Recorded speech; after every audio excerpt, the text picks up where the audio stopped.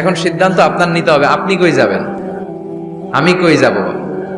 আল্লাহ তো বলে দিলেন, the people of heaven and the people of hellfire are not equal. The people of heaven gained the ultimate success. সর্বোচ্চ সফলতা অর্জন করেছে তারা, জান্নাতি হয়েছে যারা। ঠিক কি না? সফলতার মানদণ্ড আল্লাহ কোরআনে অনেকগুলো দিয়েছেন।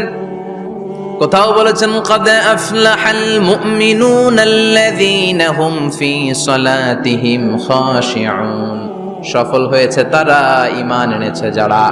আবার কোথাও বলেছেন قد أفلح من زكاها وقد خاب من دساها, নিজের আত্মাকে পরিশুদ্ধ করেছে যারা, সফল হয়েছে তারা। আবার সূরা হাশরের 20 নম্বর আয়াতে আল্লাহ বললেন, জান্নাতে ঢুকতে পেরেছে যারা, সফল হয়েছে তারা। জান্নাতে ঢুকতে, কোন রকম ঢুকতে পারলেই সফল। এটাই তো আমরা চাই। আমরা কি চাই? জান্নাত চাই। চিল্লায় বলেন কি চাই? এজন্য আলটিমেট সাকসেস যদি অর্জন করতে চাই, আমাদেরকে জান্নাতি হতে হবে, আমাদেরকে বুদ্ধিমান হতে হবে, যোগ বিয়োগ দিয়ে হিসাব কষে আমাদের পা ফেলতে হবে। মুমিনরা বোকা হয় না, মুমিনরা অথর্ব হয় না, মুমিনরা তাওয়াক্কুল করে কার উপর? আর মুমিনদের টার্গেট হলো জান্নাত। মুমিনদের টার্গেট কি?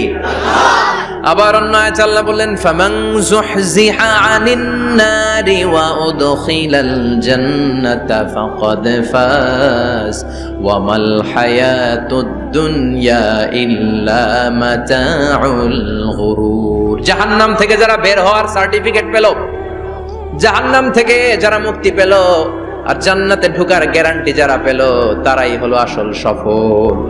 সুবহানাল্লাহ পড়েন। তাহলে সফলতার মানদণ্ড সূরা হাশরের 20 আয়াত থেকে বোঝা গেল, জান্নাতে যারা ঢুকতে পারবে এরাই সফল। ঢুকতে চাই তো আমরা? এত আস্তে ইনশাআল্লাহ? সবাই জান্নাতে ঢুকতে চাই তো ইনশাআল্লাহ? আল্লাহ বললেন, ফারিকুন ফিল জান্নাহ ওয়া ফারিকুন ফিস সাঈর, সবাই কিন্তু জান্নাতে ঢুকবে না, কারণ জাহান্নামও আছে না নাই? ওইটাতেও কিছু ঢুকার দরকার আছে না নাই? কিন্তু আমরা ঢুকতে রাজি না। আজকে যারা আসছে আমরা সবাই কই ঢুকতে চাই? কথা কন। জান্নাতে ঢুকতে চাই। তো জান্নাতে ঢোকার জন্য কিছু আমলের দরকার আছে না নাই? কোরআন মানার দরকার আছে না নাই? আল্লাহর দেয়া বিধানগুলো জীবনে, সমাজে, ফ্যামিলিতে বাস্তবায়নের দরকার আছে না নাই? আল্লাহর দেয়া সবগুলো বিধান মেনে আমরা যেন জান্নাতের অধিবাসী হতে পারি, আল্লাহ তৌফিক দাও।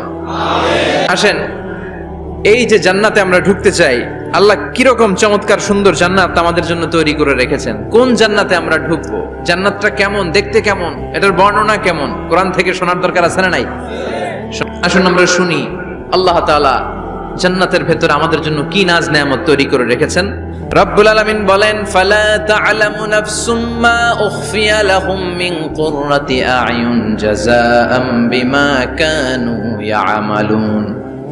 কত সুন্দর জান্নাত আমি তোমাদের জন্য প্রস্তুত রেখেছি, তোমরা কল্পনাও করতে পারবে না, কল্পনাতেও আনতে পারবে না। ফালা তা'লামু নাফসুম মা উখফিয়া লাহুম, কত সুন্দর জান্নাত আমি রেখে দিয়েছি, পৃথিবীর কেউ এটা বলতে পারে না।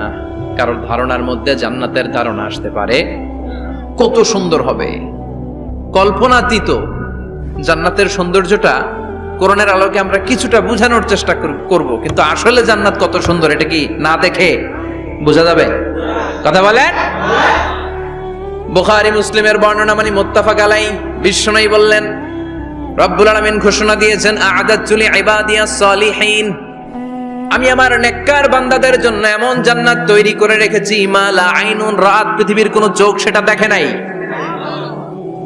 ওয়ালা উযুনুন সামিআত, পৃথিবীর কোনো কান ওই জান্নাতের কোনো শব্দ শুনে নাই, ওয়ালা খাতারা আলা কলবি বাশার, মানুষের অন্তর দিয়ে জান্নাত কত সুন্দর হবে কল্পনা করা সম্ভব না, অসম্ভব। এটা কল্পনাতে আনাও অসম্ভব। আপনি যত কল্পনা করতে পারবেন, কিন্তু জান্নাত যে কত সুন্দর এটার ধারে কাছেও আপনার যাওয়া সম্ভব না। আল্লাহু আকবার। এই পৃথিবীতে যত ডিজাইনার আছে, সফটওয়্যার ডিজাইনার, যত ইঞ্জিনিয়ার আছে, যত আর্কিটেক্ট আছে, গোটা বিশ্ব সেরা 1 লক্ষ আর্কিটেকচার, 1 লক্ষ আর্কিটেক্ট ইঞ্জিনিয়ার কে এনে যদি বলা হয় জান্নাতের একটা চেয়ারের ডিজাইন করেন, লক্ষ লক্ষ আর্কিটেক্টরা মিলে কোটি কোটি টাকার প্রজেক্টে টাকা খরচ করে চেয়ারের ডিজাইন করতে পারবে, কিন্তু জান্নাতের চেয়ারের ধারে কাছেও হবে না। কল্পনার বাইরে, এটা অসম্ভব। এত সুন্দর জান্নাত মুমিনদের জন্য তৈরি করে রেখেছে কে? ওই জান্নাতে আমরা যেতে চাই। চাই তো? সবাই চান? ঢুকতে চান? ঢুকবেন এখনই? কয় এখনই? মরা লাগবে, ইমানের সাথে মরা লাগবে। মরার আগে জান্নাতে ঢোকা সম্ভব না। আমরা জান্নাতে ঢুকবো, জান্নাতের ভেতরে আমরা ঢুকতে চাই। শপিং মলে যখন আমরা ঢুকতে চাই, কোন দিক দিয়ে ঢোকা লাগে? দরজা দিয়ে না, গেট দিয়ে। তা আমরাও জান্নাতের গেট দিয়েই তো ঢুকবো নাকি? নাকি মিস্টার বিনের মতো থপাস করে পড়বো উপর থেকে? মিস্টার বিন পড়ে না উপর থেকে? কোত্থেকে যেন থপাস করে পড়ে। তা আমরা কিন্তু থপাস করে উপর থেকে জান্নাতে পড়বো না, আমরা জান্নাতের কোনো না কোনো গেট দিয়ে ঢুকতে হবে। বিশ্বনবী ফরমান, বুখারীর বর্ণনা, ইন্নালিল জান্নাতি সামানিয়াতু আবওয়াব, জান্নাতের ভেতরে 8টা দরজা আছে। কয়টা? বিশ্বনবী একবার সাহাবাদেরকে নিয়ে ওয়াজ করছেন, বলছেন তোমাদের মধ্যে এমন একজন ব্যক্তি আছে, এই ব্যক্তির আমলগুলো আল্লাহর কাছে এমন ভাবে কবুল হয়েছে, আল্লাহর কাছে ওই ব্যক্তি এতটাই সেরা, জান্নাতের 8টা দরজা কিয়ামতের দিন এই লোকটাকে ডাকতে থাকবে। প্রতিটা দরজা বলবে আপনি আমার দরজা দিয়ে ঢুকে জান্নাতে প্রবেশ করেন। সাহাবারা বললেন, ইয়া রাসূলুল্লাহ, কে সেই ব্যক্তি? বিশ্বনবী বললেন, ওই ব্যক্তির নাম হলো আবু বকর। কিয়ামতের দিন সাইয়েদনা আবু বকরকে 8টা জান্নাতের দরজা থেকেই জান্নাতগুলো ডাকতে শুরু করবে, উদখুল মিন বাবি, উদখুল মিন বাবি, আমার দরজা দিয়ে ঢুকেন, আমারটা দিয়ে ঢুকেন। ওই দরজা থেকে বলবে আমারটা দিয়ে ঢুকেন। আল্লাহু আকবার। বিশ্বনবী আমাদেরকেও নিরাশ করেন নাই।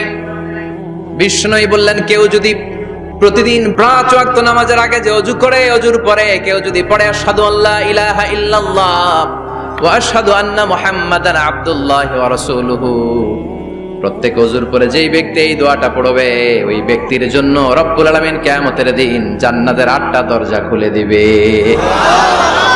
সেও সাইয়েদনা আবু বকরের সাথে সাথে ওই 8টা দরজা যেটা দিয়ে মন চায় ঢুকতে পারবে। কোন সুবহানাল্লাহ। বিশ্বনবী বললেন, ইন্নালিল জান্নাতি সামানিয়াতু আবওয়াব, জান্নাতের ভেতরে দরজা হলো 8টা। মিনহা বাবুন ইউসাম্মা আর-রায়্যান, 8টা দরজার মধ্যে স্পেশাল একটা দরজা আছে, দরজাটার নাম হলো রায়্যান। লা ইয়াদখুলুহু ইল্লা সাইমুন, রোজাদাররা ছাড়া কেউ রায়্যান দরজা দিয়ে ঢুকতে পারবে না। যারা রোজা রেখেছেন তাদের জন্য এন্ট্রি দেয়া হবে এই দরজা দিয়ে ঢুকার। আবার বিশ্বনবী বললেন, মান দাখালাহু লাম ইয়াজমা আবাদা, একবার রায়্যান দরজা দিয়ে ঢুকার সুযোগ যে পেয়ে যাবে, চিরকালের জন্য তার গলার তৃষ্ণা মিটে যাবে। রোজা রাখলে গলায় তৃষ্ণা হয় না? এই যে আল্লাহর খুশির জন্য এই তৃষ্ণাকে সহ্য করে আপনি রোজা রেখেছেন, এর ফলাফল হিসেবে রায়্যান দরজা দিয়ে ঢুকা মাত্রই আপনার গলার তৃষ্ণা শেষ। জান্নাতের 8টা দরজার কোন না একটা দরজা দিয়ে আমরা ঢুকবো। এখন এই দরজার সাইজ কতটুকু জানার দরকার আছে না নাই? বিশ্বনবী বললেন, ইন্না মিসরাইন মিন মাসারি'i জান্নাত মা বাইনা মাক্কা ওয়া হাজার, সৌদি আরবের মক্কা শহর থেকে বাহরাইন শহর যত দূর, জান্নাতের দরজাটা হবে তত দূর। জান্নাতের এক একটা দরজা সৌদির মক্কা শহর থেকে হাজার হচ্ছে বাহরাইনের একটা শহর, এই দুই শহরের মাঝখানে যত দূর জায়গা, এত বড় জায়গা, সেই হিসেবে কয়েক কোটি লোক এক ধাক্কায় ঢুকবে। আমরা যেন ওই জান্নাতের ভেতরে ঢুকতে পারি, একসাথে পড়ে না আমিন। তবে জান্নাতের ভেতরে অনেকগুলো ক্লাস আছে, সব জায়গায় ক্লাস মেইনটেইন হয়, ঠিক কিনা? বড় স্যার, মেজো স্যার, ছোট স্যার, বড় হুজুর, মেজো হুজুর, ছোট হুজুর, business class, economic class, platinum class, হ্যাঁ, promo class, first class, second class, third class, last class আছে না নাই? জান্নাতের মধ্যে এরকম ক্লাস আছে। বিশ্বনবী বললেন, সবচেয়ে দামি ক্লাসের নাম হলো ফেরদাউস। ইযা সাআলতুমুল্লাহ ফাসআলুহুল ফেরদাউস, এজন্য আল্লাহর কাছে যখন জান্নাত তোমরা চাইবা, ছোটটা চাইবা কেন, বড়টা চাও, ফেরদাউস চাও। ছোটটা যাবো না, কোনটা যাবেন? ইযা সাআলতুমুল্লাহ আল জান্নাতা ফাসআলুহু আল ফেরদাউস, আল্লাহর কাছে যখন জান্নাত চাবা, ছোটটা চেও না, বড়টা চাও। 8টা স্টেজ আছে জান্নাতে, এক একজনের আমল অনুযায়ী এই জান্নাতে ঢুকবে।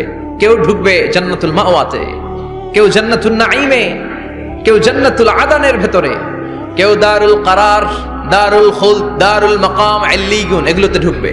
আমরা সবাই যেন জান্নাতুল ফেরদাউসের অধিবাসী হতে পারি।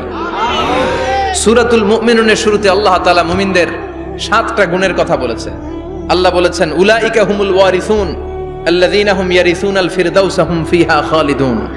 এই 10টা আয়াতের ভেতরে যেই 7টা গুণের কথা আছে, কোন ব্যক্তি, কোন মুমিন বান্দা যদি এই 7টা গুণ নিজের মধ্যে ধারণ করতে পারে, তাহলে বাবা মারা গেলে ছেলে যেমনি বাবার সম্পদের ওয়ারিশ হয়ে যায়, ওই মুমিন বান্দাগুলো জান্নাতুল ফেরদাউসের ওয়ারিশ হয়ে যাবে।